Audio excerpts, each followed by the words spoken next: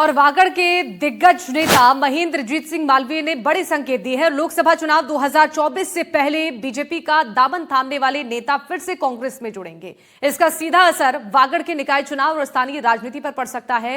राजस्थान कांग्रेस प्रभारी सुखजिंदर सिंह रंधावा से मुलाकात कर उन्होंने कहा कि क्षेत्र में कार्यकर्ता और जनता कांग्रेस को स्वीकार करती है। आदिवासी क्षेत्र के भीतर कांग्रेस ही भाली है और महेंद्रजीत सिंह मालवीय वागड़ के प्रमुख आदिवासी चेहरा माने जाते हैं। उनके पास लंबा राजनीतिक अनुभव है। उन्होंने सरपंच से प्रधान, विधायक और सांसद के चुनाव तक का सफर तय किया है। दक्षिणी राजस्थान खासकर बांसवाड़ा डूंगरपुर में उनका मजबूत जनाधार है। करीब 35 साल से ज्यादा समय से वो कांग्रेस से जुड़े हुए हैं। इसके बाद 2024 के लोकसभा चुनाव से पहले भाजपा का दामन थामा।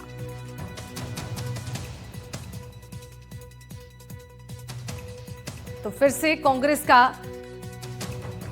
दामन थामेंगे। प्रभारी सुखजिंदर सिंह रंधावा से मुलाकात उनकी हो चुकी है। आपको बता दें कि क्षेत्र की जनता को लेकर उन्होंने कहा कि हमेशा से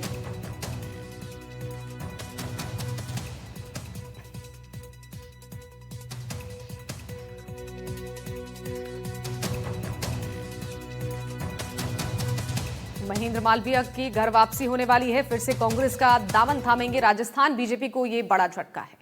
आगे बढ़ते हैं। भीलवाड़ा से खबर आपको बता दें, महेंद्रजीत सिंह मालवीय की घर वापसी पर राजनीतिक सरगर्मी तेज हो गई है। कांग्रेस के में घर वापसी पर यूडीएच मंत्री जाबर सिंह खर्रा का तंज। उन्होंने कहा कि मालवीय का भाजपा से मोहभंग हुआ, पहले कांग्रेस से मोहभंग हुआ था।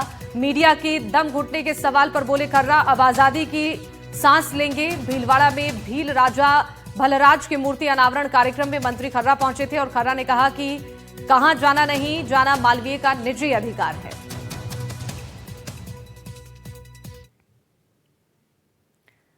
और बीजेपी छोड़ने को लेकर महेंद्र सिंह मालवीय ने क्या कहा है, अटकलों को लेकर जाबर सिंह खर्रा का भी रिएक्शन सामने आया है। सुनवाते हैं दोनों की बात। कांग्रेस मेरे लिए नई पार्टी नहीं है। पिछले 40 साल मैंने कांग्रेस में निकाले। सरपंच के रूप में, प्रधान के रूप में, एमपी के रूप में, 5 बार जिला प्रमुख के रूप में, 4 बार विधायक के रूप में, 2 बार सरकार के मंत्री के रूप में लंबे समय तक कांग्रेस में काम किया। लेकिन कुछ समय पहले मेरा ऐसा मन हुआ कि डबल इंजन की सरकार है, मेरे क्षेत्र में विकास होना नहीं चाहिए और जनता का अहित नहीं हो। उस हिसाब से मैं ज़रूर भाजपा में गया, लेकिन वहाँ जाने पर मैंने देखा कि अपना एडजस्टमेंट, अपनी सहमति ठीक ढंग से यहाँ पे नहीं बन सकती है और इसलिए मैंने अपने मन के अंदर अपने कार्यकर्ताओं से राय लेके तय किया कि कांग्रेस पार्टी में जाना चाहिए। देखिए, किसी का व्यक्तिगत मामला है, इस पर कोई टिप्पणी करने की आवश्यकता नहीं है। भारत का संविधान, भारत का लोकतंत्र, अब हो सकता है दम घुट रहा हो तो अब वहाँ जाके आज़ादी की सांस ले लेंगे। भाई पहले भी तो वहीं थे, वहाँ दम घुटा तो यहाँ आए होंगे। अब उनको वापस कुछ पुरानी यादें याद आई होंगी या उनके साथियों ने कुछ पुरानी यादें याद दिलाने का प्रयास किया होगा तो वो वापस अपने पुराने घर में लौट गए होंगे। इसलिए इस पर कोई ज़्यादा टिप्पणी की आवश्यकता नहीं। इस खबर पर जानकारी देने के लिए जयपुर से संवाददाता शशि मोहन हमारे साथ जुड़ चुके हैं। शशि, मालवीय की घर वापसी पर अब राजनीति भी शुरू हो गई है, कई तरह के रिएक्शंस भी सामने आ रहे हैं, लेकिन बड़ा झटका राजस्थान बीजेपी को जरूर लगता नजर आ रहा है। देखिए, ये बात सही है कि बीजेपी के लिए ये एक सेटबैक है, क्योंकि बीजेपी जो वागड़ में अपनी मजबूत जमीन बनाना चाह रही थी लोकसभा चुनाव से पहले, उसकी कोशिशों को एक झटका लगा। हालांकि महेंद्रजीत सिंह मालवीय को ये सोच करके पार्टी ने टिकट दिया कि मालवीय आएंगे तो पार्टी का जनाधार बढ़ेगा, पार्टी के पास में एक सीट और बढ़ेगी। और मालवीय भी यही सोच रहे थे संभवतः, क्योंकि वो विधायक थे बागीदौरा से और जब उन्होंने इस्तीफा दिया तो उनको लग रहा था कि लोकसभा जीत जाएंगे, हो सकता है केंद्र में मंत्री पद भी मिले क्योंकि बड़ा आदिवासी चेहरा माने जाते हैं। लेकिन ना वो जीत पाए, ना केंद्र में मंत्री बन पाए, पार्टी भी सीट नहीं जीत पाई। बीएपी के पास ये सीट चली गई, डूंगरपुर बांसवाड़ा की जो संसदीय क्षेत्र है। तो ऐसे में एक बार के सांसद, प्रधान, जिला प्रमुख रहे, 4 बार के विधायक रहे मालवीय को लगा कि उन्हें वापस कांग्रेस में जाना चाहिए और कांग्रेस ही उनकी पार्टी है।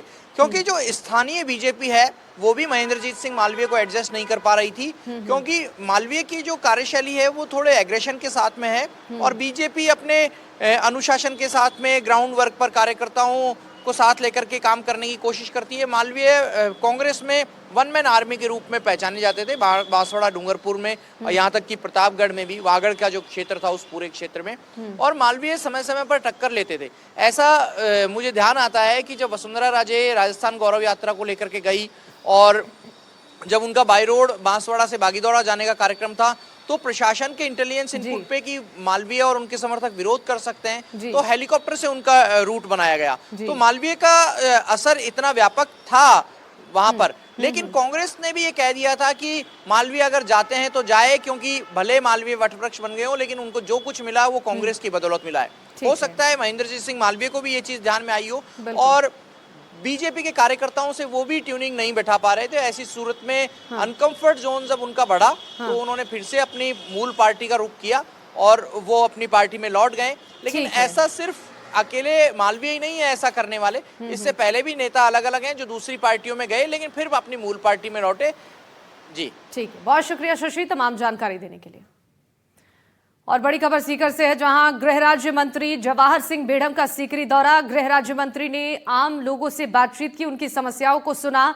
सुबह सुबह पिराका बाज पहुंचे जवाहर सिंह बेढ़म और मंत्री ने आम लोगों के साथ डांस भी किया हरिजन मोहल्ले में। इस बीच एक और बड़ी खबर मिल रही है जो आपको बता दें, सीकर से 10,000 कर्मचारी जयपुर रवाना हो चुके हैं। 1,000 नर्सिंग कर्मी इसमें शामिल बताए जा रहे हैं। बड़ी खबर है जयपुर से, जयपुर में राज्य कर्मचारियों की चेतना महारैली शुरू हो रही है और प्रदेश भर से जयपुर में कर्मचारी जुटने वाले हैं। सीकर में 10,000 कर्मचारी जयपुर रवाना होंगे और 1,000 नर्सिंग कर्मी इसमें शामिल हैं।